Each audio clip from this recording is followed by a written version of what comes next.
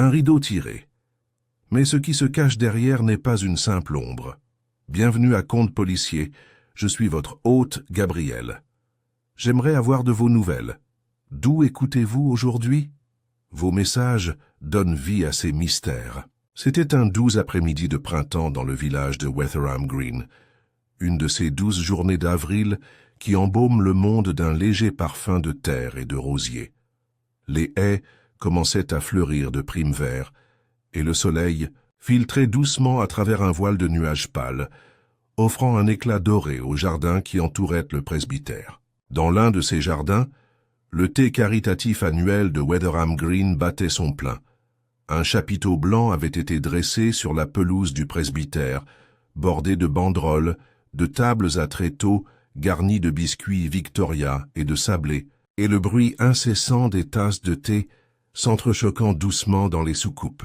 L'événement était organisé pour soutenir la modeste aile de l'hôpital du village, et la présence de presque tous les notables du village était donc attendue, voire exigée, sinon par générosité, du moins pour éviter les commérages.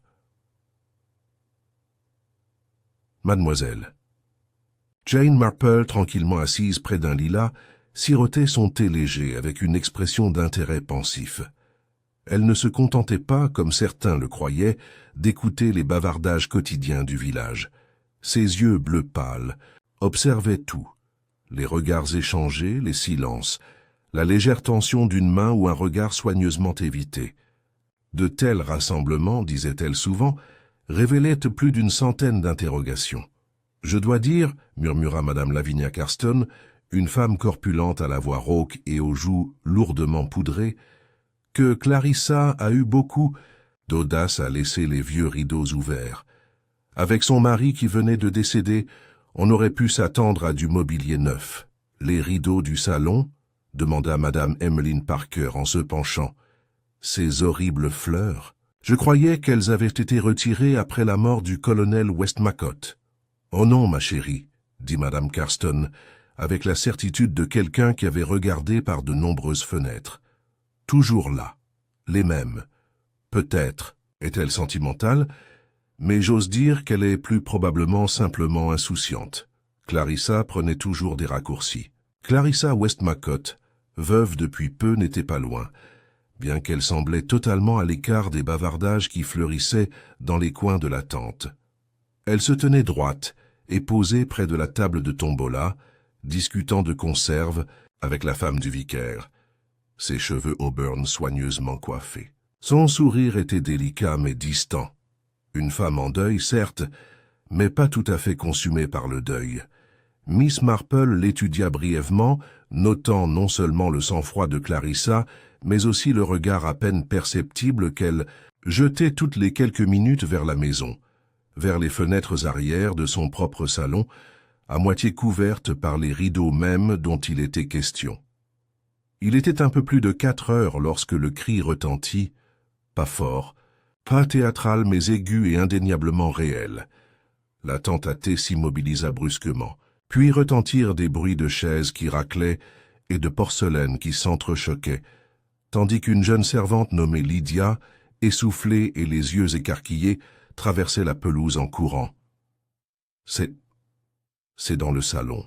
T'as madame Westmacott, s'il vous plaît. » Le visage de Clarissa pâlit sous son fard à joues soigné, et elle posa le pot de chutney qu'elle inspectait. « Qu'est-ce qu'il y a, Lydia ?» demanda-t-elle d'une voix tendue mais calme. « Il y a un corse, madame, derrière le rideau. » Les mots flottèrent dans la tente à thé comme un froid soudain, gelant chaque tasse à mi-chemin de la bouche, puis vint l'inévitable bruissement d'excitation, de spéculation, d'horreur. « Mort !» murmura quelqu'un. Le vicaire lui-même s'avança précipitamment, appelant au calme bien que sa voix tremblait. Clarissa, sans un mot, se retourna et marcha d'un pas rapide vers sa maison, les talons légèrement enfoncés dans l'herbe. Miss Marple posa sa tasse et se leva, ajustant le délicat chapeau sur ses boucles blanches. Elle ne se précipitait pas. Elle ne le faisait jamais. Mais elle avançait avec une détermination tranquille, suivant la piste d'une panique soudaine avec la persévérance calme d'un chien qui aurait flairé quelque chose de très inquiétant. À l'intérieur de la maison, Westmacott, le salon était sombre malgré l'heure. Les lourds rideaux fleuris, damas vintage ornés de coquelicots cramoisis et de verre mousseux, étaient tirés devant les porte-fenêtres. Derrière eux, dans la pénombre, gisait la silhouette affalée d'un homme. Le rideau remarqua aussitôt, Miss Marple était étrangement tordue à l'ourlet, comme si quelqu'un l'avait saisi violemment ou était tombé dessus.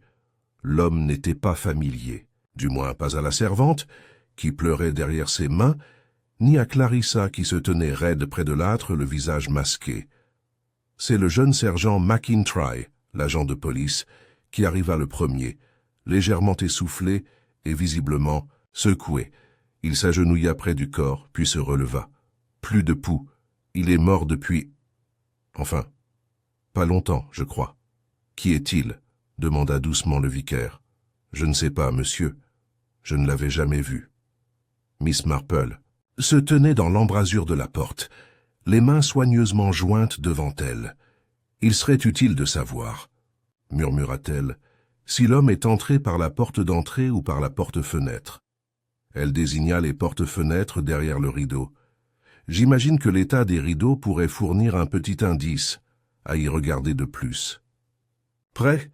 McIntyre la regarda avec un mélange d'embarras et de suspicion. Nous allons mener une enquête sérieuse, Miss Marple. Bien sûr, sergent, dit-elle avec un léger sourire. Pardonnez à une vieille femme sa curiosité, même si je trouve les rideaux très révélateurs, sous la bonne lumière. Sur ce, elle se tourna pour examiner la pièce, silencieusement, discrètement. De petits désagréments attirèrent son attention. Une bibelot en porcelaine légèrement décalée sur la cheminée, une tasse à thé à moitié pleine sur une table basse, une éraflure sur le parquet sous le rideau, et un télégramme plié sur la commode, le cachet brisé. Dehors, la tente à thé s'était dissipée dans un tourbillon de chuchotements et de théories. Un meurtre, disait-il. Un meurtre en plein milieu d'une pagaie de génoises et de confitures. De retour dans le salon, Clarissa Westmacott s'était affalée sur une chaise, fixant l'homme mort, comme si elle essayait de localiser un fantôme. « Je ne l'ai jamais vu auparavant, » dit-elle doucement, et pendant un instant Miss Marple la crut, mais seulement pour un instant. Au moment où le soleil se couchait derrière les haies et que la chaleur dorée de l'après-midi cédait la place aux teintes pâles du soir, Weatherham Green était passé d'un lieu de charité et de thé à un lieu de suspicion et de chuchotement. La pelouse du presbytère était étrangement vide, ses tables abandonnées, les gâteaux à moitié mangés se raidissant dans l'air frais. Des besa itantia, tasses de thé gisaient oubliées, certaines renversées. Les banderoles flottaient dans une légère brise, leur gaieté désormais étrangement grotesque face à l'intrusion de la mort, à moins de 50 mètres des Génoises. Dans le salon du presbytère, le révérend Cyril Trevithick tenta de retrouver une vie normale en préparant du thé, les doigts légèrement tremblants, tandis qu'il versait de l'eau chaude dans de la porcelaine dépareillée. En face de lui était assise Madame Emmeline Parker, les yeux brillants d'une excitation contenue. « Je suppose que cet homme était une sorte de maître chanteur, » murmura-t-elle en remuant son thé si vigoureusement qu'il éclaboussa la soucoupe. « C'est souvent comme ça, non? Des inconnus retrouvés morts comme ça. Il avait sans doute un penchant pour la pauvre Clarissa. » Le révérend s'éclaircit la gorge. « Il ne faut pas tirer de conclusions hâtives, Emmeline. Il est encore trop tôt. Le gendarme fait tout ce qu'il peut. » Madame Parker se pencha en avant, ses perles captant la lumière de la lampe. « Et Miss Marple? Elle a toujours une idée en tête, non? Elle observe tout le monde comme un rouge-gorge dans un buisson. » Le révérend Trevithick jeta un coup d'œil par la fenêtre. De l'autre côté du chemin, la lumière chaude éclairait le salon du cottage de Miss Marple recouvert de lierre. Sa silhouette élancée apparut derrière les rideaux, tandis qu'elle passait de la cheminée au bureau. En vérité, Miss Marple s'était retirée tôt de la scène, non par indifférence, mais pour réfléchir.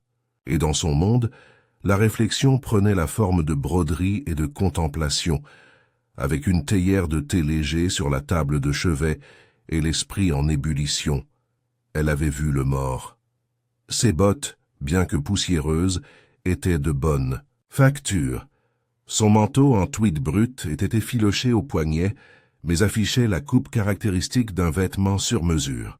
Il y avait quelque chose dans son visage, quelque chose qui la titillait au fond de l'esprit, pas une familiarité précisément, mais une ressemblance, comme s'il faisait écho à quelqu'un d'autre, quelqu'un d'une histoire qu'elle avait entendue des années auparavant. Elle la laisserait mûrir. Dans tout le village, les réactions à l'horreur de l'après-midi étaient aussi variées que les personnalités qui les ont infligées. Au bureau de poste, M. Burton, le commis, murmura confidentiellement à Madame Jenkins qu'il avait vu l'homme la veille, lui demandant les horaires des trains pour Londres. « Grand avec cette allure », dit M. Burton, les yeux écarquillés derrière ses épaisses lunettes. « Vous savez, le genre de type qui n'a pas l'habitude qu'on lui dise de rester à sa place. » « Eh bien, » renifla Madame Jenkins, « Clarissa a toujours été bien trop moderne à mon goût. On ne sait jamais quel genre de personne elle recevait avant le décès du colonel. Il était strict, très convenable. Elle avait toujours de beaux airs. » Et dans le salon de la grande maison géorgienne de Hill Street, le major Duncombe se versa un deuxième whisky. Westmacott était ennuyeux, mais il gardait le cap, murmura-t-il à son invité, le docteur Graham. Clarissa, c'est une autre histoire. Une femme comme ça, belle, intelligente, ennuyeuse. C'est un mélange instable. Le docteur Graham fronça les sourcils. N'oublions pas qu'elle vient de perdre son mari. Exactement. C'est là que tout commence. Infidélité, secret, dette. Je parierais ma commission que cet homme avait qu'un lien avec elle. Le docteur Graham ne dit rien, mais il prit note de reparler à Clarissa, non pas en tant que médecin, mais en tant qu'homme plus curieux que ce qui était professionnellement recommandé. Pendant ce temps, le sergent McIntyre essayait toujours de déterminer l'identité de l'étranger. Il était assis à son bureau dans la modeste gare du village, feuilletant les quelques biens que le défunt avait emportés. Une montre, un étui à cigarette, vide, un couteau de poche et une carte de visite pliée avec une bordure en relief sur laquelle on pouvait lire simplement F. Braithwaite, pas d'adresse, pas de titre, pas de traces de portefeuille. L'examen préliminaire avait confirmé que l'homme était décédé des suites d'un traumatisme contondant, probablement à l'arrière de la tête. Le tisonnier de la cheminée, bien qu'exsangue, avait été retiré pour une inspection plus approfondie. Il n'y avait aucune trace d'effraction et selon Clarissa, les porte-fenêtres étaient restés déverrouillés tout l'après-midi. N'importe qui aurait pu entrer. Et pourtant, personne n'avait rien vu. Ce soir-là, Miss Marple reçut la visite polie de McIntyre. Elle l'invita à entrer sans hésitation. « C'est assez confus », avoua-t-il après avoir avalé avec hésitation une gorgée de son horrible thé trop infusé. Pas de pièce d'identité, et le nom pourrait être faux. « Oh, c'est fort. Probable, » dit-elle en tricotant calmement. « Braithwaite est un nom respectable, pratique pour tromper l'attention. Puis-je vous demander, le col de l'homme était-il repassé ?» McIntyre cligna des yeux. « Son collier ? Oui. Les cambrioleurs ou les auteurs de crimes violents ne s'embarrassent généralement pas de lessive, mais quelqu'un qui essaie de passer pour respectable s'en fiche généralement. » McIntyre fronça les sourcils. « Pressé, oui, je suppose. » Elle sourit faiblement. « Intéressant. Quelqu'un a-t-il vérifié s'il avait de la boue sur ses chaussures ? Je n'ai pas remarqué. » « Alors peut-être que tu devrais le faire. » McIntyre partit une demi-heure plus tard, vaguement perturbé mais de plus en plus respectueux. Miss Marple n'avait pas avancé d'hypothèses directes, seulement des questions. Pourtant, elle lui avait donné l'impression d'avoir complètement manqué plusieurs choses. Le lendemain matin, le ciel était humide et gris, comme si le ciel lui-même avait absorbé l'inquiétude du village. L'agent Fields montait la garde devant la maison Westmacott, à l'arrivée du coroner, et plusieurs voisins jetaient un coup d'œil à travers les rideaux ou s'attardaient avec méfiance près de leur portail. À l'intérieur, Clarissa était de nouveau assise dans le salon, le regard perdu dans le vide, les mains jointes sur les genoux. Le docteur Graham était arrivé sous prétexte de vérifier son état de santé, même si son intérêt était plus que clinique. « Je n'arrive toujours pas à imaginer qui il était, » dit-elle doucement. « Et je... » Elle marqua une pause. « Je ne sais pas si je l'ai déjà vu. Il y a quelque chose dans son visage, c'est comme si je m'en souvenais presque. »« Essaie de ne pas forcer, » dit Graham doucement. « La mémoire est comme la fumée. On la saisit trop vite et elle s'envole. » Clarissa leva les yeux. « Tu crois que quelqu'un que je connais a fait ça? Ce n'est pas mon rôle de le dire. Mais tu le penses, n'est-ce pas? » Il hésita. « Je pense que tout le monde a des secrets, et Weatherham Green ne fait pas exception. » De l'autre côté de la rue, Miss Marple rangeait son placard lorsqu'elle tomba sur un vieil album. Une collection de coupures de presse datant de plusieurs décennies. Certaines étaient des faire-part de mariage, d'autres des articles de Le Times, et l'esquisselle la feuilletait distraitement, jusqu'à ce qu'une photo granuleuse attire son attention. Son souffle s'est arrêté. Il s'agissait d'un gala de charité, en 1926. Un jeune colonel et sa femme se tenaient aux côtés d'un autre couple, souriant d'un air figé à l'objectif. L'homme debout à côté d'eux était étiqueté Frédéric Braithwaite, un avocat du Kent. Son sourire était mince, son regard familier. « Eh bien, » murmura-t-elle en attrapant ses lunettes, « n'est-ce pas curieux ?» Ses yeux se rétrécirent. Pas signéa. Seulement curieux, significatif. La pluie tombait sans interruption toute la matinée, transformant les sentiers du village en boue molle et maculant les tulipes du jardin du curé de gouttes scintillantes. La nouvelle du meurtre, bien que murmurée à voix basse, avait envahi Weatherham Green. Elle s'était infiltrée dans l'atmosphère du lieu, dans la file d'attente à la poste, dans l'épicerie du coin, dans les silences des conversations, en passant devant la maison Westmacott. Au Bluebell Inn, des manteaux humides fumaient doucement près du feu, tandis que les habitants se rassemblaient, non pas pour boire de la bière, mais pour spéculer. « Je vous le dis, » murmura Amos Brent, le charpentier du village, « cet homme n'était pas un inconnu. Pas vraiment.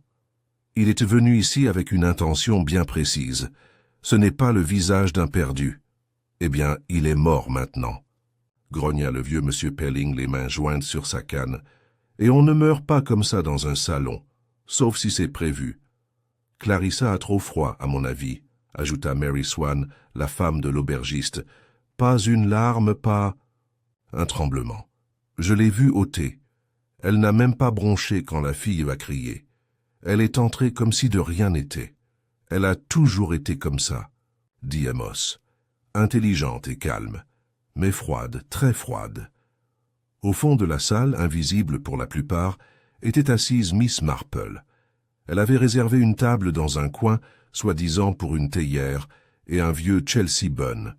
Mais son ouïe était fine, et la conversation confirmait ce qu'elle savait déjà. Clarissa Westmacott devenait la première suspecte du village, non pas à cause des preuves, mais grâce à son assurance. Miss Marple comprenait bien ce phénomène. Dans les petits villages, ce n'était pas la culpabilité qui suscitait la suspicion, mais la déviation émotionnelle. Une femme qui pleurait était tragique. Une femme qui ne pleurait pas était dangereuse. Elle paya son thé et retourna sous la pluie. Ses pas délibérés alors qu'elle se dirigeait vers la bibliothèque, où les derniers journaux paroissiaux étaient livrés, et où, plus important encore, elle espérait trouver le révérend Trévitic. Le vicaire était bel et bien là, assis à la table de lecture, une grande Bible ouverte devant lui, même s'il ne lisait pas. Il fixait l'âtre, les sourcils froncés. « Bonjour, révérend, » dit-elle doucement. Il leva les yeux, surpris, puis sourit faiblement. « Ça, Miss Marple, il pleut toujours, à ce que je vois. En effet, je trouve toujours normal que la pluie suive la violence. Cela donne au monde un moment de réflexion. » Il croisa les mains. « J'ai trop réfléchi, j'en ai peur. C'est troublant. Ce village a toujours été, enfin, pas parfait, bien sûr, mais paisible. Et maintenant, vous craignez que la paix n'ait toujours été qu'un vernis? Demanda-t-elle doucement. Il la regarda fixement. Oui, c'est exactement ça. Miss Marple s'assit en face de lui et fouilla dans son réticule. Elle en sortit l'album jauni qu'elle avait trouvé la veille, feuilletant attentivement la vieille coupure de presse du gala de charité. « J'ai découvert quelque chose d'étrange, » dit-elle. « Vous souvenez-vous d'un certain colonel Fanshawe? Il était dans le régiment territorial du Kent il y a quelques décennies. » Le vicaire secoua lentement la tête. « Pas particulièrement. » Cet article date de 1926. Un gala de charité à Sevenoaks. Vous voyez ici? Elle désigna l'image délavée. Le colonel et Madame Westmacott, et un avocat nommé Frederick Braithwaite. Le vicaire se pencha, les yeux plissés. Le même nom que l'homme qui... Miss Marple hocha la tête. Et un visage remarquablement similaire, même si cela fait plus de 20 ans. Mais Clarissa dit qu'elle ne le connaissait pas. Oui, répondit Miss Marple en repliant l'album. Elle a bien dit ça. De retour à la résidence Westmacott, Clarissa se tenait dans la salle de musique, les yeux fixés sur une vitre fissurée du vieux cadre de fenêtre. La pluie ruisselait en petits ruisseaux, déformant la vue sur le jardin. Ses doigts jouaient avec le bord d'une petite enveloppe, non scellée. À l'intérieur se trouvait un télégramme, court, non signé, envoyé d'un bureau de poste du Bessetts, centre de Londres la veille du meurtre. Rendez-vous confirmé. 16 heures. Lever de rideau. Elle avait brûlé la première page, mais avait gardé celle-ci. Elle ignorait pourquoi. Un instinct, peut-être, ou de la culpabilité. On frappa doucement. « À la porte, entrez !» dit-elle en cachant le télégramme sous un livre sur le pianoforte. Le sergent McIntyre entra, poli mais fatigué. « J'espère que je ne vous dérange pas, Madame Westmacott. »« Pas du tout. J'imagine que vous avez d'autres questions. » Il hocha la tête. « J'en ai bien peur, nous essayons toujours de retrouver ce F. Braithwaite. Mademoiselle Marple a suggéré que vous l'aviez peut-être déjà connu. » L'expression de Clarissa resta impassible. Miss Marple est très perspicace. « Alors tu ne le nies pas ?»« Je n'ai pas dit ça, » dit-elle doucement. « J'ai dit qu'elle était perspicace. Mais je maintiens que je ne le connaissais pas parce qu'homme il est apparu. » McIntyre fronça les sourcils. « Que veux-tu dire? »« Je veux dire que le temps change un homme. Les visages changent. Et peut-être, si je l'ai rencontré une fois dans un autre cadre, sous un autre nom, je ne le reconnaîtrai peut-être pas maintenant. » Le sergent griffonna un mot les lèvres pincées. « Puis-je vous demander si vous attendiez quelqu'un cet après-midi-là » Elle marqua une pause. « Je m'attendais à... quelque chose. » « Madame Westmacott, il s'agit d'une enquête pour meurtre. » Elle le regarda droit dans les yeux. « Je comprends, sergent, je comprends. Mais tant que je ne suis pas certaine de ce dont je me souviens, je préfère ne pas en dire plus. » Il partit peu après, frustré mais pas encore méfiant. Elle était trop prudente pour ça, ou trop sur ses gardes. Cet après-midi-là, Miss Marple reçut une autre visite. Cette fois, il s'agissait du docteur Graham, venu soi-disant pour vérifier sa tension artérielle, une fiction à laquelle elle se livra. « Tu penses que je me mêle de tes affaires, n'est-ce pas ?» demanda-t-elle tandis qu'il rangeait son stéthoscope. Il sourit. « Je crois que tu te mêles toujours de tout, mais avec gentillesse et avec une précision effrayante. » Miss Marple rit doucement. « Efface-toi. Tu as une théorie ?» Il hésita. « J'ai des impressions. » Clarissa n'est pas du genre à agir impulsivement. Si elle a tué cet homme, c'était délibéré et profondément calculé, mais je ne le crois pas. « Parce que tu l'aimes bien ?» Il parut surpris, puis rit. « Oui, probablement. » Le sourire de Miss Marple s'estompa légèrement. « Même ainsi, il y a d'autres personnes à prendre en compte. Le colonel Westmacott n'était pas apprécié de tous. En fait, j'ai entendu des rumeurs selon lesquelles il aurait été impliqué dans une affaire financière, quelque chose de douteux. Si ce monsieur Braithwaite était avocat, il avait peut-être des relations. Cela expliquerait le message qu'elle a reçu, a déclaré le docteur Graham, ou celui qu'elle brûlait plutôt. Miss Marple pencha la tête. Quel message? Il se figea. Je ne voulais pas dire ça, mais tu l'as fait. Il soupira. Quand je suis venu ce matin, j'ai remarqué un télégramme à moitié brûlé dans sa cheminée. Un télégramme plus récent. Elle essayait de le cacher. Miss Marple regarda par la fenêtre où les nuages commençaient à se dissiper. Alors peut-être avons-nous posé la mauvaise question. Non pas « qui l'a tué ?», mais « pourquoi ?» Est-il venu? OMS? Tu savais qu'il venait? De l'autre côté du village, dans le salon Westmacott, désormais silencieux, une légère marque subsistait derrière le rideau. Une empreinte sur le mur, en forme d'épaule pressée avec précipitation.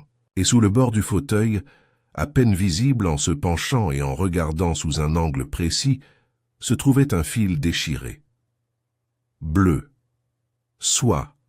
Miss Marple ne l'avait pas encore vu. Mais elle le ferait. Le lendemain de la tempête, Wetherham Green se réveilla dans un étrange silence, comme si le village lui-même l'écoutait. L'air était frais et pur, les haies fraîchement lavées par la pluie, mais sous cette fraîcheur se cachait une tension qui s'accrochait comme une brume à chaque pas de porte. À 9 heures précises, Miss Marple enveloppa ses épaules étroites d'un châle et se dirigea vers la maison Westmacott, sous prétexte de rendre un livre, un vieux volume sur les fleurs sauvages indigènes qu'elle avait emprunté à Clarissa des mois auparavant. Elle marchait de son pas habituel, mais chaque pas était déterminé. Le moment était venu, sentait-elle, d'examiner de plus près la scène du crime. Le policier de service, le jeune Fields, la salua d'un timide hochement de tête. « Bonjour, mademoiselle Marple. Je crains que madame Westmacott ne reçoive pas de visite en ce moment. »« Oh, ce n'est pas grave, agent, » dit-elle doucement d'une voix douce comme une colombe. « Je voulais juste déposer ceci. Mais tant qu'à y être, si cela ne vous dérange pas, je me demandais si je pouvais aller un instant au salon. Il semblerait que j'y ai oublié mes lunettes pendant le tumulte de dimanche. C'est assez sentimental, vous savez. » Fields se gratta la tête. « Je suppose que ça ira. Juste un instant. » Elle le remercia et entra. Le salon, désormais débarrassé de son contenu le plus choquant, résonnait encore d'une étrange agitation.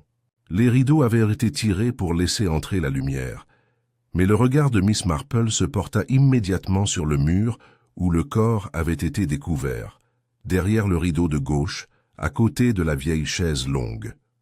Elle resta immobile un instant, laissant son regard vagabonder, et puis, s'accroupissant lentement, elle pencha la tête et regarda sous le fauteuil à côté de la cheminée. C'était là, un fil délicat, bleu, soie. Elle le récupéra avec beaucoup de soin, l'enveloppant dans le coin d'un mouchoir bordé de dentelle. « Ce ne sont pas vraiment mes lunettes, » murmura-t-elle pour elle-même, mais quelque chose d'un peu plus révélateur, j'ose dire. Alors qu'elle se retournait pour partir, son regard parcourut une fois de plus les rideaux. « Damas », pensa-t-elle à nouveau, lourd, démodé et plein de secrets. Dehors, elle trouva le docteur Graham arrivant à vélo, son manteau flottant derrière lui. Il la salua d'un haussement de sourcils. « De retour sur scène, Miss Marple ? Oh, je récupérais juste un bibelot, dit-elle joyeusement. Et je réfléchissais un peu. Dois-je m'inquiéter? Seulement si vous avez porté de la soie bleue récemment. » Il rigola, mais ses paroles semblèrent persister dans son esprit alors qu'il descendait de cheval. Pendant ce temps, de l'autre côté du village, dans le modeste cottage à 2 étages d'Emmeline Parker, une autre tempête se préparait. Emmeline, qui se prenait pour le baromètre moral de Wetherham Green, avait entrepris de tisser des liens là où il n'en existait pas officiellement. Elle avait déjà téléphoné à sa cousine de Maidstone, juste pour voir si le nom de Braithwaite lui disait quelque chose.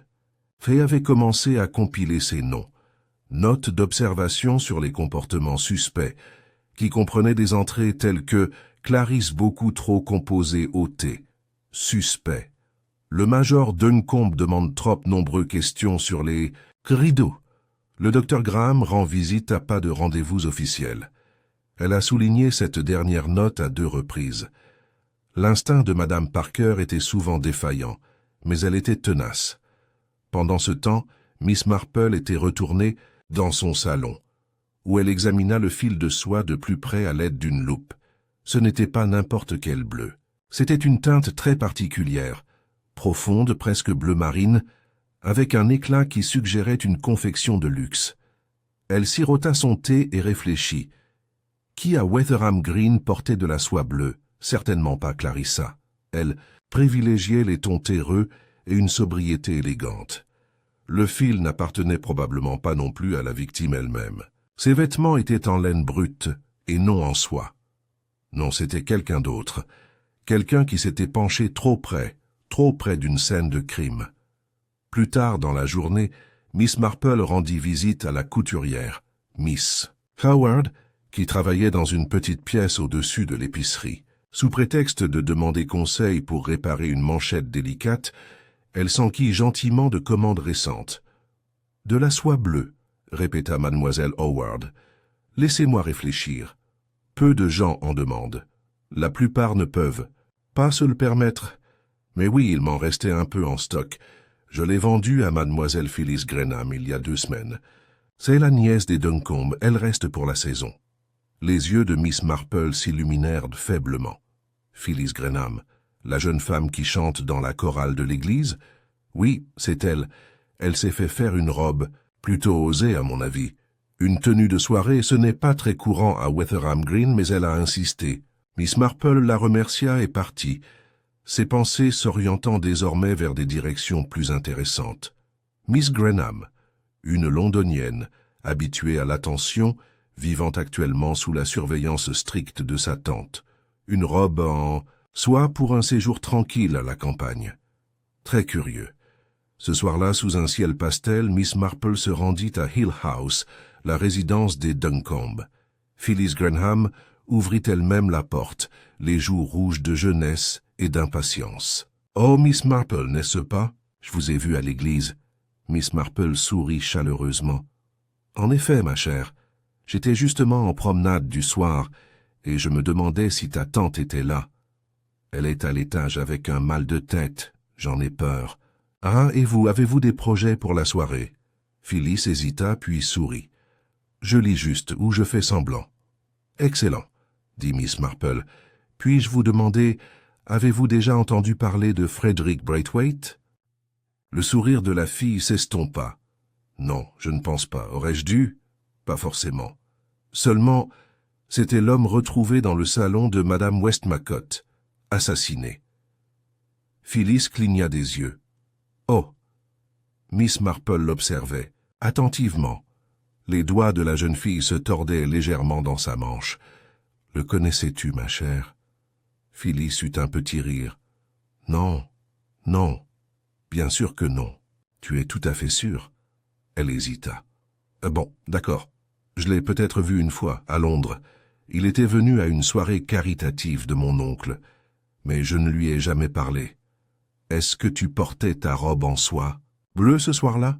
La fille le fixa du regard. « Comment sais-tu ça ?» Le ton de Miss Marple s'adoucit. « Voyez-vous, ma chère, parfois, ce ne sont pas les paroles qui comptent, mais les traces qu'elles laissent derrière elles. Et celle laissée sur la scène du crime est parfaitement assortie à votre robe. Je ne l'ai pas tuée, » s'exclama Phyllis, les yeux écarquillés. « Vraiment, je n'ai même jamais mis les pieds dans cette pièce. » Miss Marple n'éleva pas la voix. « Alors pourquoi mentir ?» Les épaules de Phyllis s'affaissaient. « Je suis allé à la maison la veille de la garden party. J'avais vu l'homme, Monsieur Braithwaite, devant l'épicerie et je l'avais reconnu. Il était étrange. Il observait la maison. Alors je l'ai suivi. Je ne suis pas entré, je le jure. J'ai juste regardé par la fenêtre. Mais j'ai dû toucher le rideau en me baissant. Je ne voulais pas être surprise en train de fouiner. »« Et pourquoi le regardais-tu » Phyllis hésita. « Parce que Je l'ai entendu se disputer avec Clarissa Westmacott, à Londres. Il y a des mois, il parlait de ceux qui étaient dus. Il avait l'air menaçant. Miss Marple hocha légèrement la tête. « Merci, ma chère, c'est très utile. » Et tandis qu'elle se retournait pour partir, elle repensa à Clarissa, à son attitude calme, à la page manquante du télégramme. Un maître chanteur? Peut-être. Mais plus que cela, quelqu'un qui n'était pas venu seulement pour l'argent, mais pour quelque chose de plus personnel. Tandis que le soleil disparaissait derrière les arbres, projetant de longues ombres sur le chemin, Miss Marple rentra chez elle, l'esprit serein. Le village murmurait dans toutes les directions, mais dans ses pensées, les voix commençaient à s'harmoniser. Une vérité émergeait, silencieuse et insistante. Le rideau avait recouvert plus qu'un simple corps. Cela avait recouvert quelque chose d'enfoui depuis longtemps. Wetherham Green n'était pas un village habitué au bouleversement. Ses ruelles, si étroites et anciennes qu'elles semblaient plus naturelles que construites, supportaient avec grâce le passage du temps. Le lierre rampait sur les murs de pierre. Les enfants jouaient sous l'œil attentif des grands-mères sirotant du thé. Et pourtant, sous ce calme apparent, quelque chose bougeait. Le meurtre était devenu moins un choc qu'un sujet de rumination, une énigme murmurée sur le linge qui séchait et décortiquait pendant les pauses de couture. Et toujours, comme c'était inévitable en pareils endroits, les rumeurs se tournaient vers Clarissa Westmacott. Même maintenant, alors que Miss Marple entrait dans la salle paroissiale pour le cercle de couture du jeudi, elle sentait le flot de regards. Les aiguilles claquaient, les yeux se plissaient, les conversations s'adoucissaient à son approche.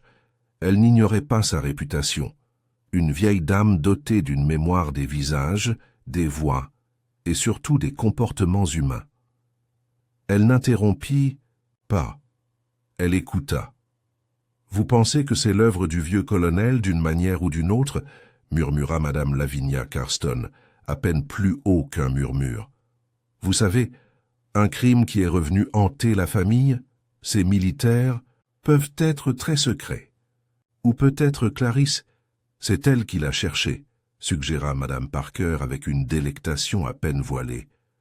Une femme aussi jolie ne manque jamais d'attention, et parfois l'attention a un prix. Miss Marple ne quitta pas des yeux sa broderie, mais elle rangea discrètement le commentaire. Non pas parce qu'il était vrai, mais parce qu'il faisait écho à un sentiment déjà répandu parmi les villageois. La beauté et le calme, chez une femme, incitaient à la suspicion. Après que le thé fut servi, elle s'éclipsa et se dirigea vers le presbytère. Le révérend Trevithick l'accueillit avec un soupir. « Mademoiselle Marple, je suis ravi de vous voir. Ça fait une semaine que je me confesse, mais aucune de la personne dont nous avons besoin. » Elle accepta le siège qu'il lui proposait et prit un biscuit sans sucre avec un sourire. « Avez-vous déjà entendu parler de Braithwaite ?» demanda-t-elle d'un ton léger en sirotant son thé. « Plus que dans le contexte de cette semaine ?» Le vicaire réfléchit. « Non, j'ai pourtant vérifié. Il n'est pas mentionné dans les registres paroissiaux, et aucune des anciennes familles ne se souvient de son nom. Mais le docteur Graham m'a dit quelque chose d'étrange. Il m'a demandé si le colonel Westmacott avait déjà servi près de Douvres. Pourquoi Douvres? Apparemment, il y a des années, il y a eu un litige juridique concernant une acquisition de terres impliquant l'armée. L'affaire a été réglée discrètement, mais le docteur Graham se souvient que Clarissa en a parlé une fois, avec désinvolture. Il a dit que cela avait été une période terrible. Miss Marple resta un moment à réfléchir. Et cette dispute, savons-nous ce qu'elle impliquait? Seulement qu'une entreprise civile avait accusé le colonel de coercition, menaçant de retenir le paiement d'un travail contractuel. Un scandale mineur, étouffé. Graham pense que Braithwaite pourrait avoir été impliqué sur le plan juridique. « Alors, peut-être, » dit doucement Miss Marple, « la visite de M. Braithwaite n'était pas seulement personnelle. Peut-être était-il venu avec le poids d'un non-dit. » Cet après-midi-là, Miss Marple rendit visite au notaire du village, M. Halberd, un homme mince et studieux, portant un pince-nez et un penchant pour les bonbons au citron. « Frederick Braithwaite » dit-il en roulant le nom sur sa langue. « Je savais de lui, certainement. Il a exercé à Canterbury pendant quelques années. Juridiquement parlant, il était plutôt itinérant. Il a représenté de nombreux clients avec une éthique flexible, réclamations immobilières, litiges successoraux, assainissement financier. Et diriez-vous qu'il était respecté? M. Halberd pinça les lèvres. Craint, plus que respecté. Il était perspicace. Il s'attaquait aux contrats et aux réputations. Il se faisait des ennemis, sans aucun doute. Mais il avait un sens particulier de la justice. Il s'attaquait aux scandales discrets, ceux que l'on croyait enterrés depuis longtemps. Les aiguilles à tricoter de Miss Marple tintèrent faiblement, tandis qu'elle réfléchissait à cela. A-t-il déjà représenté quelqu'un lié au Westmacott? Pas directement, mais s'il avait un dossier sur eux, et je parie qu'il en avait un, il n'aurait pas été rendu public. Elle a quitté le bureau avec plus de questions que de réponses, et un sentiment croissant que ce crime avait des racines plus longues et plus profondes que la plupart ne voudraient le croire. Ce soir-là, une lettre est arrivée. Il était soigneusement plié dans une enveloppe non marquée, glissé dans la boîte aux lettres de Miss Marple sans timbre. Le papier était épais et de couleur crème, l'encre légèrement tachée par endroits. Vous devriez vous renseigner sur le cottage d'Elbridge Lane, celle qui était vide depuis des années. Le colonel la garda secrète. Il y rencontrait souvent quelqu'un qui n'était pas sa femme. Miss Marple lut le mot 2 fois, puis une fois de plus sous la lumière intense de la lampe. Elbridge Lane. Elle le connaissait. À quelques pas du village, rarement fréquenté, bordé de ronces et de silence. À l'aube, sous une légère brume, elle partit. Le cottage se trouvait en retrait du chemin, à moitié caché par des haies et un mur de pierre en ruine. Le lierre obstruait la cheminée. Un rideau en lambeaux pendait à la fenêtre. Aux yeux d'un étranger, ce n'était qu'un lieu abandonné. Mais le regard de Miss Marple remarqua les signes. Un chemin récemment dégagé dans l'herbe, les gonds huilés malgré leur âge. Quelqu'un était passé par là récemment. Elle n'entra pas. Elle n'en avait pas besoin.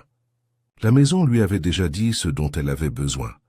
Plus tard dans la journée, le sergent McIntyre rendit visite à Clarissa Westmacott pour un deuxième entretien officiel. Elle l'accueillit avec la même sérénité, lui offrant du thé qu'il déclina. « Vous avez dit auparavant, commença-t-il, que vous ne reconnaissiez pas M. Braithwaite, qu'il vous semblait familier peut-être, mais que vous n'en étiez pas certain. C'est toujours la vérité, a-t-elle déclaré. Mais vous avez été en contact avec lui.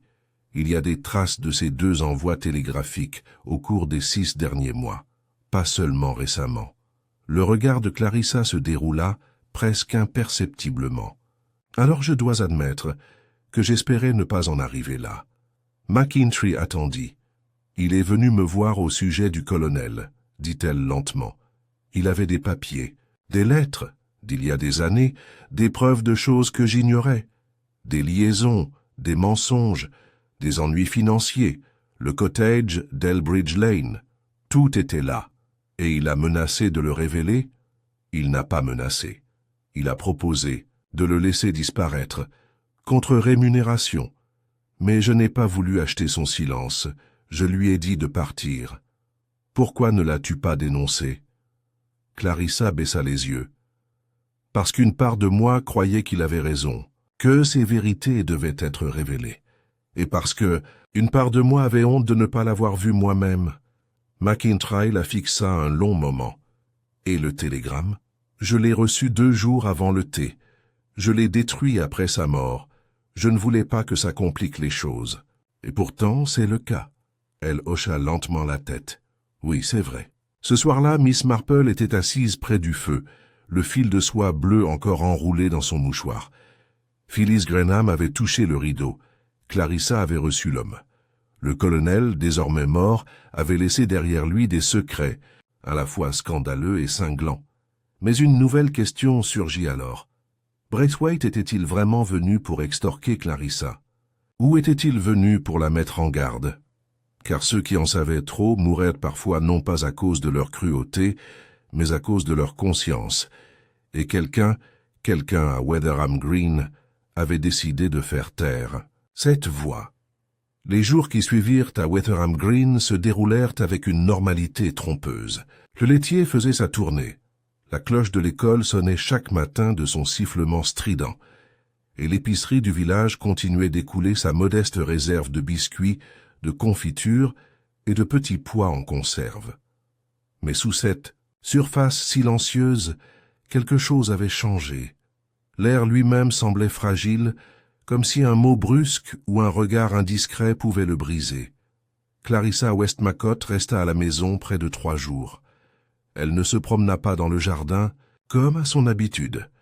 Elle ne retourna pas non plus au cercle paroissial, ni au comité de la fête de printemps. Quand les rideaux étaient ouverts, on pouvait l'apercevoir, immobile, indéchiffrable, assise près de la cheminée avec un livre qu'elle n'avait jamais vraiment lu.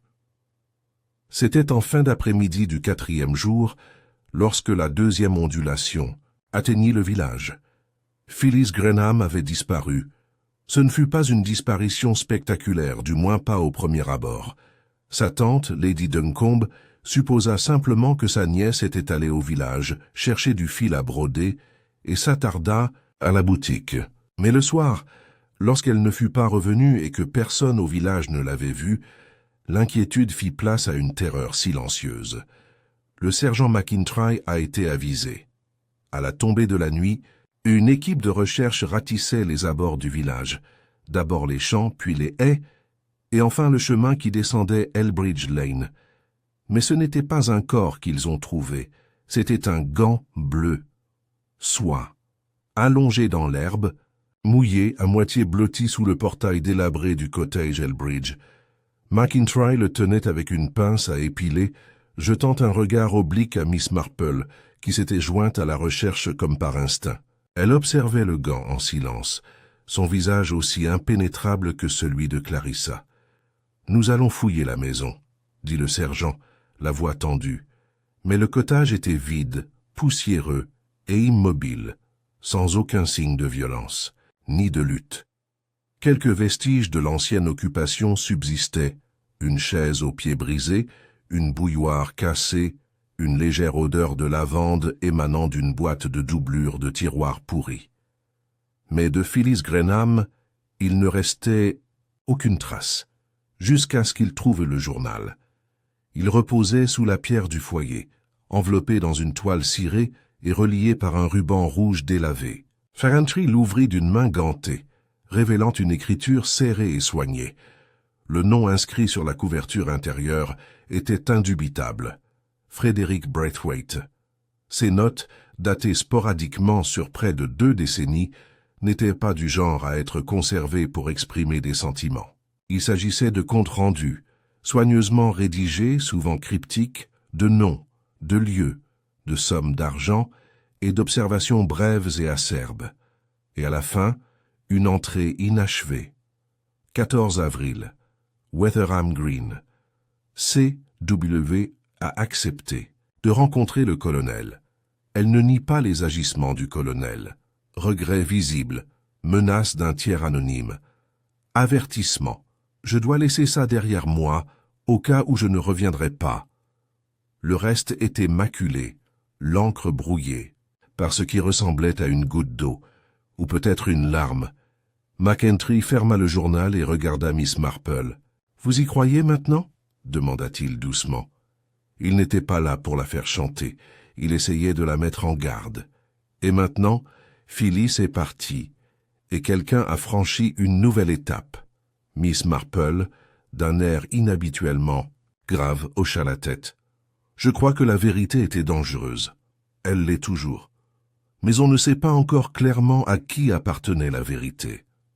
De retour à Hill House, Lady Duncombe était pâle et agitée. « C'est une petite, idiote bien sûr, » dit-elle au pasteur et à Miss Marple en arpentant le salon. Mais elle ne s'enfuirait jamais, pas sans dire un mot. Je l'avais prévenue de ne pas s'en mêler. Oh, j'ai vu, vous savez, la curiosité, les questions. Vous a-t-elle parlé de Monsieur Braithwaite? Demanda doucement Miss Marple. Non, mais elle m'a posé des questions sur le colonel. Elle m'a demandé s'il y avait des histoires, des rumeurs, a-t-elle dit, comme si j'allais écouter des ragots sur mon défunt beau-frère. Est-ce qu'elle a parlé du gant? Lady Duncombe marqua une pause. Juste qu'elle l'avait perdu. Elle disait l'avoir laissé tomber en passant devant la maison Westmacott. Le regard de Miss Marple resta fixe. Et vous l'avez cru?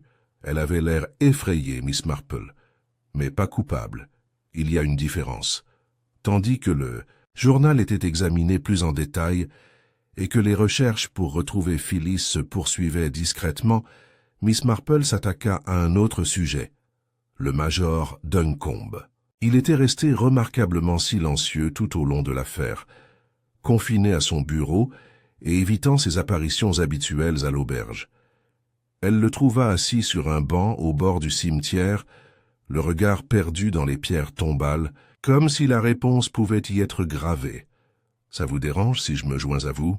demanda-t-elle. Il leva les yeux en clignant des yeux. « Oh, Miss Marple, s'il vous plaît. » Elle s'assit à côté de lui, les mains jointes sur ses genoux. « Je me demande si vous avez déjà rencontré Monsieur Braithwaite. » Il eut un petit rire amer. Il y a des années. Au club, il était avocat à l'époque, fuyant. Il pensait voir clair en chacun. Il m'a demandé un jour si j'étais au courant des affaires privées du colonel. Je lui ai dit de se mêler de ses affaires. Et le saviez-vous? Duncombe hésita. Il y avait des rumeurs qu'Harold, le colonel Westmacott, était impliqué dans des acquisitions clandestines. L'argent du ministère circulait discrètement. Rien n'était jamais prouvé. Mais Clarissa, elle était trop confiante. Elle pensait qu'être une bonne épouse signifiait ne poser aucune question. Miss Marple resta silencieuse un instant. « Croyez-vous qu'elle était en danger? Je le sais maintenant. De qui je ne saurais le dire. Mais Braithwaite n'était pas le seul à vouloir garder le secret. Et Phyllis, elle était curieuse. Trop curieuse. J'aurais dû lui en dire plus. » Ce soir-là, Miss Marple rassembla ses pensées tout en entretenant son feu. Une image se dessinait, incomplète encore mais bien définie. Le colonel avait fait quelque chose d'enfoui dans le passé, quelque chose maintenant déterré par Braithwaite. Clarissa n'avait pas tué pour protéger la réputation de son mari, c'était clair, mais quelqu'un d'autre l'avait fait, quelqu'un qui a bien plus à perdre. Peut-être quelqu'un qui n'est pas encore suspecté. Elle se leva et alla à son bureau, récupérant un papier plié qu'elle avait glissé sous le buvard. C'était le télégramme que Clarissa avait tenté de brûler, récupéré dans l'âtre avant qu'il ne soit entièrement consumé. 4 ans avril. 16 rien. Le rideau se lèvera, et en dessous, une petite note griffonnée d'une autre main. Arrêtez-la. Elle sait. Il n'avait pas été envoyé par Braithwaite. Elle avait été adressée à quelqu'un d'autre. Miss Marple relut les mots, son esprit s'emballant. Ce n'était pas un avertissement, c'était un ordre, et quelqu'un à Wetherham Green l'avait suivi. Le lendemain matin, Phyllis Grenham a été retrouvée. Elle était froide, mouillée et secouée, mais vivante. Elle s'était cachée dans la cave à racines du vieux cottage Elbridge, après avoir été suivie à travers les bois. « J'ai entendu quelqu'un derrière moi », dit-elle d'une voix tremblante, assise dans ses couvertures au presbytère. « Pas M. Braithwaite, quelqu'un de plus grand. Je n'ai rien vu. Ils ont dit quelque chose. Tu n'aurais pas dû revenir. » Alors j'ai couru. « Et le gant ?» demanda McIntyre. « Je l'ai laissé tomber en trébuchant. J'avais tellement peur que je n'ai pas réfléchi. » Miss Marple, debout tranquillement près du foyer, croisa son regard. « Avez-vous reconnu la voix ?» Les lèvres de Phyllis s'entr'ouvrirent. Une horreur naissante emplit ses yeux. « Oui, » murmura-t-elle. « C'était quelqu'un en qui j'avais confiance. » Dehors, le ciel s'assombrit à nouveau de nuages. La tempête n'était pas encore terminée. L'orage qui menaçait à l'aube ne se produisit jamais. Mais le ciel de Wetherham Green conserva sa couleur d'étain terni, comme si les cieux eux-mêmes s'étaient arrêtés par anticipation. La nouvelle de la découverte de Phyllis Grenham, vivante, secouée et effrayée, résonna dans le village avec la même stupeur contenue qui avait suivi le meurtre. « Elle était dans le chalet, vous dites ?» halta Madame Parker, serrant l'anse de son panier comme s'il allait s'envoler. « Cachée là tout ce temps, oh la pauvre fille, elle aurait pu mourir de faim, ou pire, » murmura Amos Brent, plissant les yeux vers le bureau de poste où le sergent McIntyre venait d'entrer, suivi de près par le docteur Graham. « Écoutez-moi bien, » poursuivit Amos à voix basse. « On saura que quelqu'un voulait la faire taire. Elle a vu quelque chose. Osait quelque chose. » Miss Marple, marchant tranquillement derrière eux avec un petit paquet de laine et un sourire serein, aurait pu passer pour une observatrice désinvolte. Mais dans son esprit vif, chaque détail s'alignait avec une précision silencieuse. La disparition soudaine de la jeune fille, le journal, le gant, et maintenant les mots murmurés par Phyllis dans les bois, des mots prononcés par quelqu'un de familier. Au presbytère, Phyllis se reposait sous la surveillance de Lady Duncombe et du révérend. Mais c'était le docteur Graham qui avait pris la relève. Il était resté jusqu'au petit matin après sa découverte, lui administrant des sédatifs et parlant d'une voix douce qui, aux oreilles de Miss Marple, exprimait plus qu'une simple préoccupation professionnelle. Il y avait de l'affection, certes, mais aussi de la tension, celle qui venait de la culpabilité ou la peur.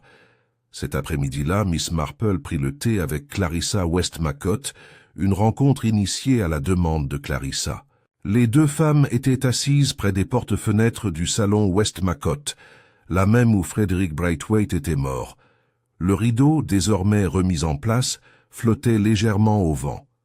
Clarissa paraissait lasse, mais son attitude restait calme. « Je n'arrête pas de penser. » La dit-elle doucement, sa tasse de thé intacte dans sa main, que si j'avais prévenu quelqu'un plus tôt, si j'avais montré à quelqu'un les lettres, les télégrammes, il ne serait peut-être pas mort. Vous avez protégé. Votre mari, dit doucement Miss Marple. Même après la mort, ce n'est pas un instinct contre nature. Clarissa secoua la tête. Je ne l'ai pas fait pour lui, je l'ai fait pour moi, pour préserver la version de lui que j'avais construite, celle avec laquelle je pouvais vivre. Miss Marple l'observa un long moment. Et pourtant, Braithwaite n'était pas votre ennemi. Il aurait pu être votre dernier allié honnête. Clarissa leva brusquement les yeux. Tu crois ça aussi? Je le crois. Et Phyllis aussi. C'est pour ça qu'on a essayé de la faire taire par peur. Ou pire. Clarissa hésita, puis fouilla dans un tiroir à côté d'elle et en sortit une lettre. C'est arrivé hier matin, pas de signature. On l'a glissée sous la porte. Miss Marple déplia le mot. L'écriture était griffonnée et irrégulière.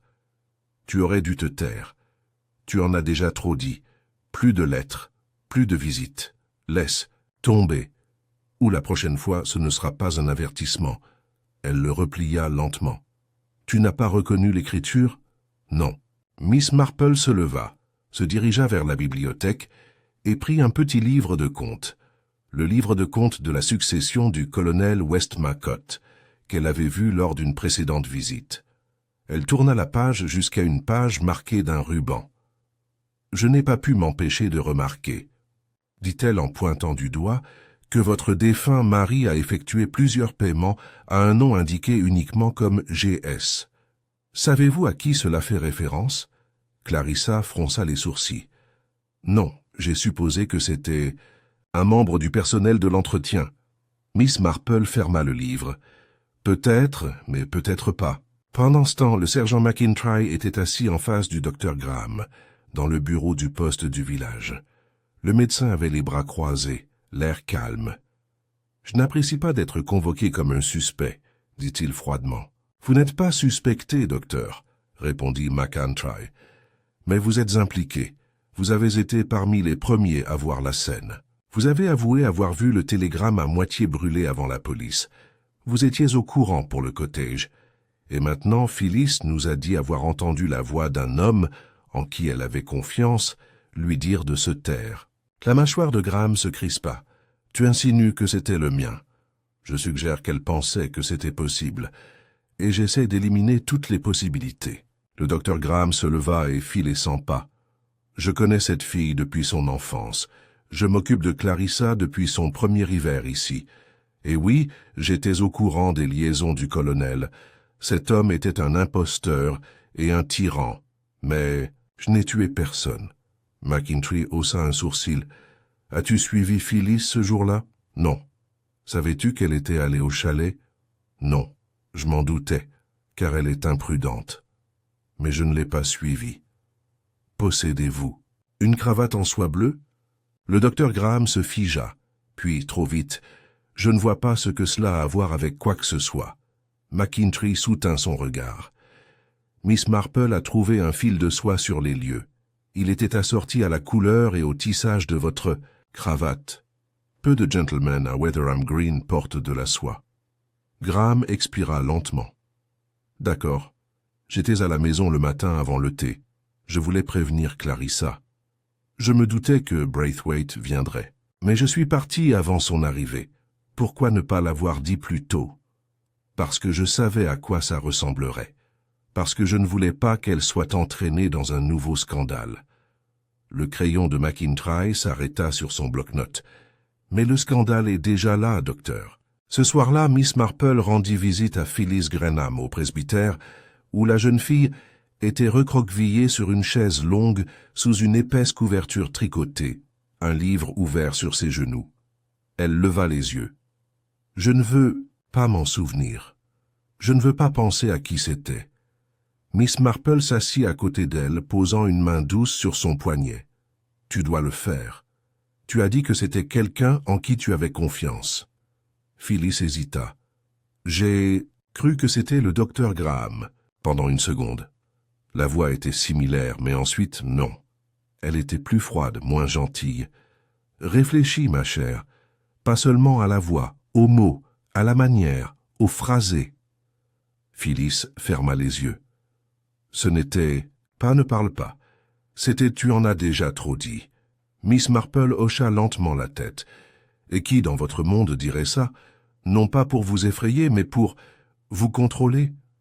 Les yeux de Phyllis s'ouvrirent brusquement. Oh! Le lendemain matin, Miss Marple se tenait devant le portail de Hill House, attendant que le vent fouette l'ourlet de son manteau.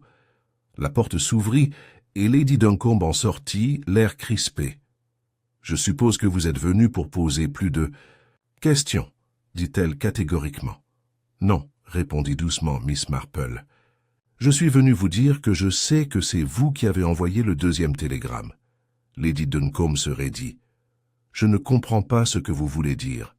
Si, vous voyez Braithwaite comme une menace pour l'héritage du colonel, et plus importante encore pour le nom de votre famille, votre position dans ce village. Vous craignez qu'il ne révèle des choses que vous aviez tant travaillé à enterrer. Tu ne peux pas le prouver.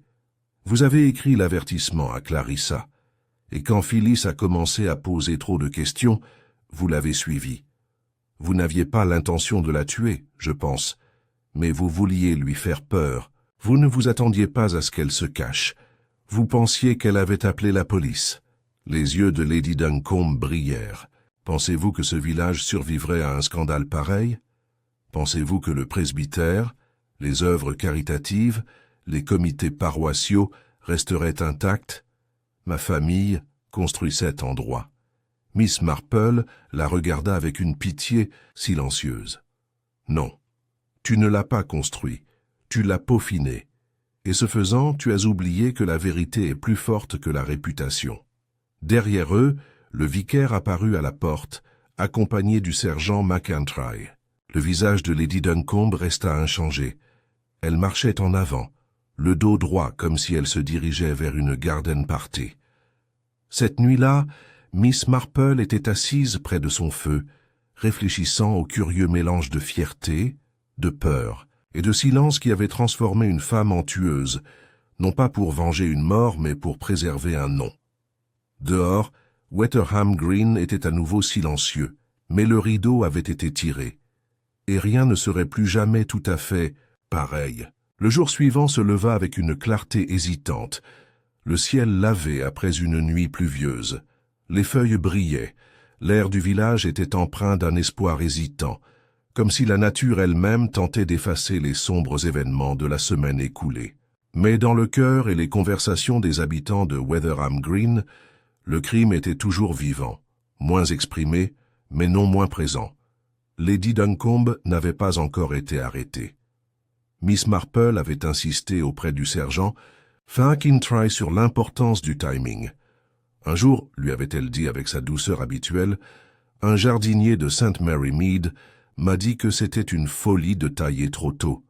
Attends, m'avait-il dit, laisse la pourriture se déclarer d'abord. Le sergent McIntry, habitué à ces étranges métaphores, hocha simplement la tête. Alors, on attend. Et ainsi le village attendait. Mais Miss Marple, non. Elle menait sa journée comme à son habitude. Déposer une couverture tricotée dans la poubelle de charité de l'église, chercher de la marmelade chez l'épicier, parler doucement avec Madame Carston à la poste du retour des oiseaux printaniers. Mais, derrière chaque moment de calme, se cachait un plan minutieux. Elle observait, écoutait, et surtout elle se préparait, parce qu'elle n'avait pas fini. Le meurtre n'a pas été résolu, pas encore. La culpabilité de Lady Duncombe, bien qu'évidente dans ses actes, n'était pas la entière histoire. Il restait un fil qui n'était pas à sa place. Une maille était trop serrée, et Miss Marple, qui avait passé sa vie à étudier la tapisserie de la nature humaine, savait qu'il ne fallait pas laisser une extrémité non résolue. Tard dans la matinée, Miss Marple rendit visite à la maison Westmacott. Clarissa la reçut cette fois dans la véranda, au milieu des fougères en pot et des hortensias bleu pâle. Quelque chose avait changé chez elle, pas vraiment de la lassitude, mais une vigilance fragile, comme quelqu'un qui aurait traversé une tempête et serait prêt à affronter la suite. « J'ai entendu parler de Lady Duncombe, » dit Clarissa, en versant le thé d'une main tremblante à peine. « Croyez-vous vraiment qu'elle l'a tuée ? Je crois, dit Miss Marple, qu'elle craignait les révélations de Braithwaite, qu'elle a suivi Phyllis pour l'effrayer, qu'elle a laissé le gant, tout à fait par accident en tendant la main pour retenir la jeune fille. Mais un meurtre, elle posa doucement sa tasse de thé. Le meurtre est différent. Il n'est pas instinctif chez la plupart des gens. Il est décidé. Et il est rarement pour protéger autrui, c'est généralement fait pour protéger soi-même. Clarissa resta très immobile. Miss Marple continua. Frederick Braithwaite ne transportait pas seulement des secrets, il les livrait.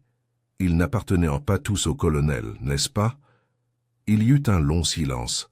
Devant les fenêtres de la véranda, un moineau sautillait sur le chemin de pierre, picorant des miettes invisibles. « Non, » dit finalement Clarissa, la voix neutre. Miss Marple se pencha en avant. « Il a apporté quelque chose pour vous, quelque chose à propos de toi. Pas votre défunt mari, peut-être quelque chose d'avant votre mariage. » Clarissa la regarda dans les yeux. « Il apporte une lettre, de ma sœur. »« Tu as une sœur ?»« J'avais. Une sœur cadette, Kathleen. On était proches autrefois, mais elle a fait un mauvais mariage. Un homme qui buvait, qui jouait. Elle est morte il y a 6 ans. De tuberculose. J'ai dit à tout le monde que c'était soudain. Et la lettre? Elle l'a écrite peu avant sa mort. Elle l'a confiée à Braithwaite pour qu'il le garde précieusement. Il lui a promis de me le remettre si... Eh bien, si jamais quelque chose arrivait. Elle avait découvert quelque chose sur les relations de son mari avec le colonel. Qu'est-ce qui vous a impliqué? Lequel gênait, moi? Dit Clarissa avec une fureur sourde. Ce n'était pas criminel, mais c'était humiliant. Je les ai présentés, je me suis porté garante de lui, et ça a fini en ruine pour elle. Miss Marple hocha la tête. Et vous avez brûlé la lettre? Je ne l'avais pas encore fait. Je l'avais cachée. Je ne sais même pas pourquoi. De la culpabilité, peut-être. Elle détourna le regard. Quand j'ai vu Braithwaite dans le salon ce jour-là, je ne l'ai pas tué. Mais quelqu'un d'autre est entré après moi. J'ai la laissé en vie. Le regard de Miss Marple se rétrécit légèrement. Qui est entré après vous? Clarissa serra les dents. J'ai entendu la porte s'ouvrir alors que je partais. Je ne me suis pas retourné. Je n'ai pas vouloir savoir. Miss Marple joignit soigneusement ses mains sur ses genoux. Je pense que vous faire, tu sais, quelque part, à l'intérieur. Tu l'as toujours su.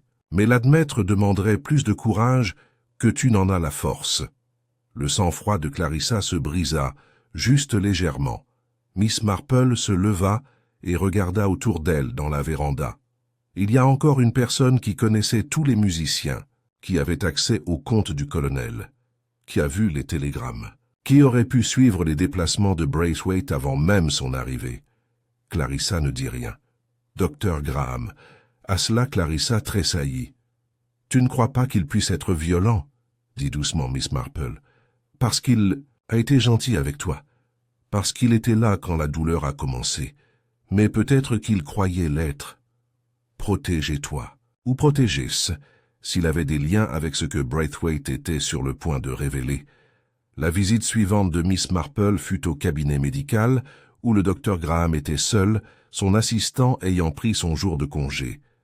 Il la salua chaleureusement. « Miss Marple, pas de problème, j'espère ?»« Une seule, » dit-elle avec un léger sourire. « Une démangeaison dans l'esprit. Une démangeaison qui ne se calmera pas tant que je n'aurai pas compris quelque chose. » Il fit un geste vers la chaise. « S'il vous plaît. » Elle s'assit et retira ses gants avec une précision silencieuse. « Quand on vous a appelé chez les Westmacott ce jour-là, avez-vous remarqué quelque chose d'inhabituel dans la cheminée ?» Il cligna des yeux. « J'ai parlé du télégramme, n'est-ce pas ?»« Si. Mais pas le fermoir métallique du journal intime du colonel. Pas celui dont Miss Clarissa avait dit qu'il avait disparu. » Le docteur Graham fronça les sourcils. « Je ne me souviens pas. »« Oui, oui, » répondit Miss Marple d'une voix plus aiguë. « Il était dans le cendrier. Partiellement fondu, il correspondait à celui du journal monogrammé du colonel, celui qui contenait des références à des transactions immobilières. Vous étiez la seule personne à avoir vu cette cheminée avant l'arrivée du gendarme. Il était silencieux. Vous étiez le seul à savoir que Braithwaite possédait des documents autres que le journal qu'il cachait au cottage. Vous étiez là ce matin-là. Clarissa a quitté la pièce. Vous êtes resté. Il a essayé de vous raisonner, n'est-ce pas? Graham se leva lentement, le visage pâle. « Je ne voulais pas le tuer, » dit-il enfin. Il a dit qu'il allait tout révéler, qu'il enverrait les dossiers à la presse. Il a dit que j'étais aussi complice que le colonel, que j'avais signé des rapports, que j'avais falsifié des factures. J'avais une carrière à protéger. La voix de Miss Marple était calme. Tu l'as frappé avec le chandelier. Il allait être tout. Mon travail. La paix de Clarissa. Ce village. Tout ça pourquoi? Pour la justice? Il était 10 ans trop tard. Elle se leva, toujours calme. Tu devrais venir avec moi à la gare, discrètement. Il hocha la tête. Tu vas lui dire? Je pense, dit doucement Miss Marple, qu'elle le sait déjà. Plus tard dans la soirée, Clarissa se tenait dans le jardin de sa maison, contemplant les douces fleurs de ses crocus printaniers. Elle ne leva pas les yeux à l'approche de Miss Marple, se contentant de dire « Alors, c'était lui. » Oui. Elle resta silencieuse pendant un long moment. Il m'a dit un jour que j'étais la femme la plus posée qu'il ait jamais rencontrée, a-t-elle raconté, que je pouvais regarder le monde brûler et offrir du thé d'une main ferme. Miss Marple sourit faiblement. Il n'avait pas entièrement tort. Clarissa se retourna. Et maintenant? Maintenant? Miss Marple regarda vers l'horizon où le soleil commençait à peine à décliner. Maintenant, la vérité est connue. Le rideau est levé. Le reste est en voie de guérison. Clarissa hocha la tête et passa ses mains sur sa jupe. « Vous êtes une femme remarquable, Miss Marple. »« Non, » dit-elle en secouant légèrement la tête. « Juste un très vieux, avec de très bonnes oreilles. » Les jours qui suivirent la révélation de la culpabilité du docteur Graham se passèrent comme les premiers jours d'été, non pas par le temps, mais par l'atmosphère. Une densité particulière régnait à Wetherham Green, une sensation de respiration collective. L'arrestation n'avait pas été spectaculaire. Il n'y avait eu ni confrontation publique, ni cris, ni porte claquée. Au lieu de cela, le docteur Graham était entré au commissariat avec le sergent McEntry, juste après la tombée de la nuit, manteau soigneusement boutonné, chapeau à la main. « Je m'attends à ce que tout soit révélé maintenant », avait-il dit calmement, et rien de plus. Et c'est ce qui s'est passé, pas en criant mais en chuchotant. Tout a commencé au bureau de poste, où Madame Jenkins a raconté, avec une urgence soigneusement dissimulée, l'histoire des fausses factures et la quête incessante de Braithwaite d'une vérité que personne d'autre ne voulait découvrir. À l'auberge Bluebell, Amos Brent murmura en buvant sa pinte qu'il avait toujours trouvé que le bon docteur avait quelque chose d'anormal, trop poli, trop mesuré, et le vieux M. Pelling, à moitié endormi près du feu, murmura « On ne peut pas faire confiance à un homme qui se tait dans une pièce pleine de femmes. » Au presbytère, le révérend Trevithick a prononcé un sermon non pas sur le péché, mais sur la tristesse. « Nous parlons souvent de justice, dit-il d'une voix basse et usée, mais rarement des souffrances silencieuses que subissent les gens pour que le monde continue de tourner comme ils le croient. Prions non pas pour la vengeance, mais pour la compréhension. Prions pour la guérison qui vient souvent en silence. » Miss Marple était assise sur le banc du fond, les mains croisées sur son sac à main, les yeux rivés sur l'étroite fenêtre derrière l'autel. Une lumière filtrait, doucement, projetant de longs rayons sur le sol de pierre froid. Elle savait que la guérison était certes silencieuse, mais aussi lente, et qu'elle laissait des traces que seul le temps pouvait effacer. Clarissa Westmacott n'avait pas été vue en public depuis l'arrestation du médecin. Elle avait cependant écrit 3 lettres, une au vicaire, demandant la révocation de sa présidence de la Société féminine de jardinage, une à Lady Duncombe qui lui fut retournée sans être ouverte, et une à Miss Marple. Il est arrivé un jeudi matin, dans une enveloppe vert pâle, avec une écriture douce et inclinée.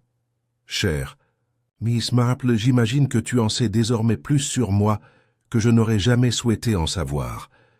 Et pourtant, je me sens soulagé. Il y a quelque chose d'insupportable à garder des secrets dont on ne peut partager le poids. Je n'ai pas tué Frederick Braithwaite, même si j'ai craint par moments d'en devenir capable. Je vous remercie, non seulement pour la vérité que vous avez révélée, mais aussi pour la manière dont vous l'avez révélée. Non pas avec jugement, mais avec compréhension. C'est une chose plus rare qu'on ne le pense. Je m'en vais. Pas loin. Mais je dois être quelque part où les murs ne me rappellent pas chaque mot non dit. Si jamais vous souhaitez avoir de la compagnie autour d'un thé, j'espère que vous viendrez me rendre visite. Sincèrement vôtre, Clarisse Miss Marple lut la lettre 2 fois, puis la plia soigneusement et la glissa entre les pages de son almanach de jardinage, où elle conservait la correspondance qu'elle jugeait digne d'être revue. Cet après-midi-là, elle visita une dernière fois le cottage d'Elbridge Lane. Le bâtiment était désormais vide, la porte cadenassée, le lierre continuant de s'enrouler obstinément au coin. Miss Marple se tenait devant le portail, ses chaussures confortables enfoncées dans la terre humide, son regard scrutant l'endroit où Phyllis Grenham s'était cachée, où Braithwaite avait jadis laissé la preuve ultime de ce qu'il savait. Il n'y avait là aucun triomphe, juste une reconnaissance silencieuse de tout ce qui s'était déroulé ici. La justice, murmura-t-elle à voix haute, est rarement ordonnée. Le vent répondait par un léger bruissement dans les arbres. Phyllis Grenham, elle aussi, se préparait à partir. Lady Duncombe, bien qu'inculpée, s'était retirée dans le silence, passant désormais ses journées dans le salon des roses, à ne parler qu'à la gouvernante. Le nom Duncombe survivrait à de justesse, mais son influence sur le village s'était relâchée. Phyllis est venue voir Miss Marple avant de partir pour Londres, où sa cousine lui avait offert une chambre et une promesse de travail temporaire. « Je voulais vous remercier, » dit-elle timidement, debout dans le petit salon où le chat de Miss Marple somnolait sous une chaise. « Je ne pense pas que j'aurais dit quoi que ce soit si vous ne m'aviez pas aidé à comprendre ce que j'ai entendu ce jour-là. Miss Marple lui versa une tasse de thé et hocha la tête. Il est difficile de critiquer ceux qui ont toujours semblé gentils. Phyllis baissa les yeux. Il n'était pas cruel, c'est ce qui a rendu les choses difficiles. Le docteur Graham a toujours veillé sur moi. Je crois qu'il croyait protéger Clarissa. Et peut-être d'une certaine manière moi aussi. À vrai dire, Miss Marple sourit faiblement. La vérité a une façon de se frayer un chemin, comme l'eau qui traverse la pierre. Phyllis hésita. « Tu penses que j'ai eu tort de me présenter? Ça non, ma chère, dit doucement Miss Marple. Tu as fait ce que toute fille sensée aurait fait. L'erreur n'était pas de toi. » Alors que Phyllis partait, Miss Marple lui tendit un petit paquet emballé dans du papier Kraft. « Un cadeau pour Londres, dit-elle. Un foulard que je ne porte jamais, mais il t'ira mieux. » Phyllis l'ouvrit plus tard dans le train. À l'intérieur se trouvait une douce écharpe en laine couleur vert de mer pâle et un mot plié, que vos yeux voient toujours clairement et que vos oreilles entendent toujours vrai. Mais surtout, puissiez-vous toujours avoir le courage d'agir, quand ils le font. J'aime à la fin de la semaine, le village avait repris son rythme. Un nouveau médecin arrivait de l'hôpital du comté, jeune et dynamique, selon Madame Jenkins. Les cloches de l'église sonnaient à nouveau régulièrement, et les jonquilles, qui s'étaient courbées sous les pluies récentes, relevaient à nouveau leurs têtes. Lors du cercle de couture du jeudi, on a demandé délicatement à Miss Marple si elle avait l'intention de faire une pause dans « Le meurtre et le mystère ». Elle sourit. « On ne choisit pas si le mystère vient, ma chère. Il vient tout simplement, mais je crois, ajouta-t-elle en attrapant son tambour à broder, que je vais faire une pause avec les rideaux. » La salle rigola, mais derrière, les rires se cachaient autre chose, un respect renouvelé peut-être, ou une crainte silencieuse. Car c'était Miss Marple, après tout, qui avait suivi les fils quand d'autres avaient reperdu le modèle. Qui avait demandé non seulement quoi s'est arrivé, mais pourquoi, et ce que cela a révélé sur ceux qui avaient tant à cacher. Elle était assise avec son aiguille et son fil, écoutant la pièce revenir à ses rythmes familiers, et ressentait un contentement rare. Non pas parce que le monde avait été parfaitement réglé, mais parce que la vérité avait eu un endroit où respirer, et cela, pour Weatherham Green, était suffisant. C'était une belle matinée de printemps à Weatherham Green, lorsque Miss Marple fut réveillée par le bruit des pinsons qui se disputaient sur le rebord de la fenêtre et le léger craquement de son armoire en palissandre, légèrement entr'ouverte par la brise. Le parfum des nouvelles pousses était omniprésent. Jonquilles, jacinthe, et le léger parfum sucré des sachets de lavande de Miss Marple, nichés entre des couches de cardigan bien pliées. Elle se leva lentement, s'habilla avec soin et plaça un chapeau de paille à large bord sur ses douces boucles blanches. Aujourd'hui, c'était jour de promenade, non pas parce qu'elle avait des courses à faire ou des visites à rendre, mais simplement parce que la paix régnait à nouveau au village, une paix qu'il fallait observer, telle une délicate fleur qui commence à peine à éclore. Elle descendit l'allée du jardin, longea les primes verts et les jonquilles plantées à l'automne, la haie où les moineaux avaient niché, et sortit par le portail peint en blanc. L'air avait cette fraîcheur particulière qui n'arrive qu'après de longues journées de pluie et de longues nuits d'attente. Des réponses, une conclusion, le retour d'un semblant de calme. Les rues de Weatherham Green n'étaient plus aussi tendues qu'il y a 15 jours. Les gens souriaient à nouveau quoique prudemment. Madame Jenkins, à la poste, avait repris son joyeux bourdonnement en triant des colis. Monsieur Halberd, l'avocat, avait été vu saluant Madame Parker plutôt que de l'ignorer, complètement comme il l'avait fait au plus fort du scandale. Et même Lady Duncombe, bien que restant principalement dans son salon, avait fait entretenir son jardin par le groupe des jeunes de l'église en échange d'un petit don pour la foire d'été. La vie, comme toujours, avait repris son cours, et pourtant Miss Marple savait pertinemment qu'aucun village, ni aucune personne, ne restait exactement le même après de telles choses. Ni Clarissa, ni Phyllis. Pas même elle-même. Sa promenade la conduisit sur Church Lane, puis dans le paisible cimetière où des rangées de pierres tombales se dressaient avec une patience usée par les intempéries. Elle s'arrêta devant l'une d'elles en particulier, le colonel Harold Westmacott. C'était une pierre modeste, gravée simplement de son nom, de son rang et des dates. Aucune mention de bravoure. Pas d'épitaphe élaborée. Miss Marple resta silencieuse pendant plusieurs minutes, les mains soigneusement jointes à sa taille. Le colonel n'avait pas été un homme bienveillant. C'était devenu évident. Il avait été secret, fier et dur avec ceux qu'il considérait comme inférieurs à lui. Il avait laissé derrière lui un héritage de ruines silencieuses, des accords dissimulés sous des pots de vin, des vies affectées sans qu'aucune responsabilité ne soit rendue. Et pourtant, elle n'était pas là pour juger. Elle était là pour se souvenir de ce que l'orgueil pourrait détruire, ce que le silence pourrait coûter. Du cimetière, elle passa devant le presbytère, où le révérend Trevithick était debout, taillant des roses près du portail. « Mademoiselle Marple, cria-t-il en retirant ses gants, vous profitez de la matinée? Cela me semble dommage de ne pas le faire, dit-elle en le rejoignant près des parterres de roses. Il sourit. C'est étrange. Le village a l'impression d'avoir respiré sans s'en rendre compte. Elle hocha la tête. La vérité fait ça, même quand c'est douloureux. Il hésita. Croyez-vous que justice a été rendue? Miss Marple pencha la tête d'un air pensif. Je crois que la vérité a été découverte, et je crois que le responsable répondra de ses actes. Que ce soit justice, eh bien c'est une question plus vaste. Le vicaire fronça les sourcils. Ce qui me perturbe le plus, c'est que le docteur Graham n'était pas un homme mauvais. Du moins pas au sens où nous le définissons. Il a fait preuve de bonté.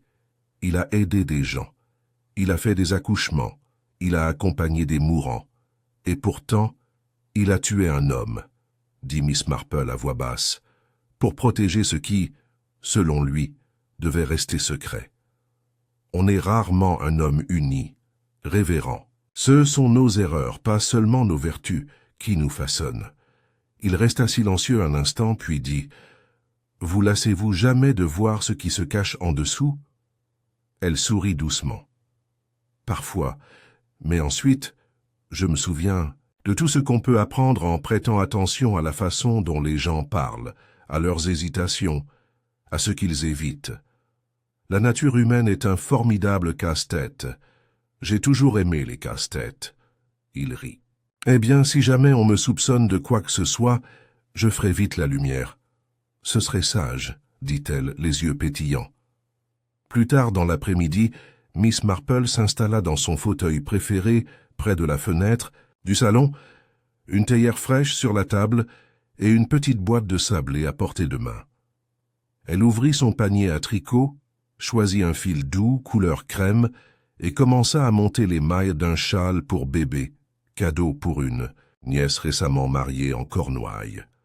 Le mouvement répétitif était apaisant, une maille à l'endroit, une maille à l'envers. Le fil tournait entre ses doigts comme le temps lui-même, sans hâte et inévitable. Le silence n'était rompu que par le léger tic-tac de l'horloge de la cheminée et le gazouillis occasionnel provenant du jardin.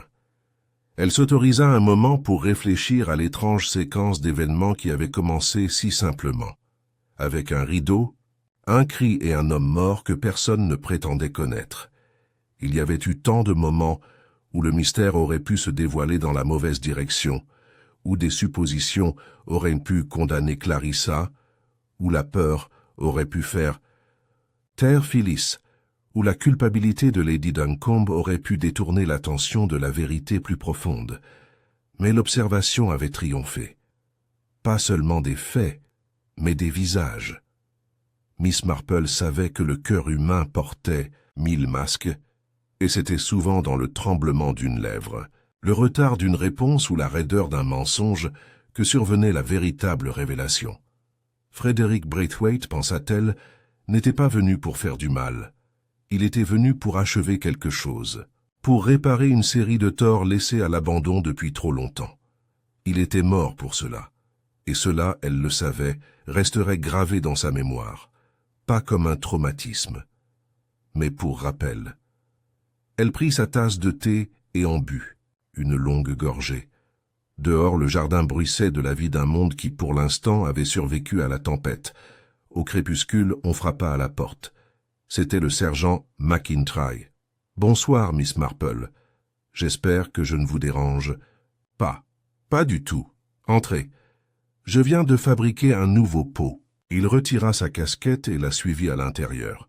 « Je voulais vous remercier, » dit-il après une pause. « J'ai plus appris en vous observant ces dernières semaines que dans n'importe quel manuel. » Miss Marple servit le thé avec une grâce experte. « Et qu'avez-vous appris, sergent ? Les gens mentent mieux lorsqu'ils pensent protéger quelqu'un d'autre. » Elle hocha la tête. « En effet, mais le véritable défi est de savoir où s'il protège. Et pourquoi ?» Il sourit faiblement. « Je m'en souviendrai. » Elle lui tendit une tasse. « Bien, parce que Weatherham Green est un endroit charmant, mais ne vous laissez pas tromper par les rideaux de dentelle. L'obscurité peut s'installer n'importe où. Elle revêt toutes sortes de vêtements. » Il sirota son thé pensivement. « Tu crois que c'est vraiment fini ?»« Pour l'instant, » dit-elle. « Mais les fins ne sont que des débuts d'un autre genre. » Ils étaient assis dans un silence convivial, deux esprits tournés vers l'intérieur. Dehors, la lumière du ciel s'estompait en douces couches, du rose au gris, du gris à l'indigo. Et dans ce silence, tandis que la vapeur s'élevait doucement de 2 tasses en porcelaine, Miss Marple ressentit quelque chose qu'elle n'avait pas ressenti depuis des jours. Repos. Non pas que tout allait bien, mais parce que tout était, pour l'instant, revenu à sa place, et cela pour le paisible village de Weatherham Green et la femme qui en avait trop vu, était plus que suffisant.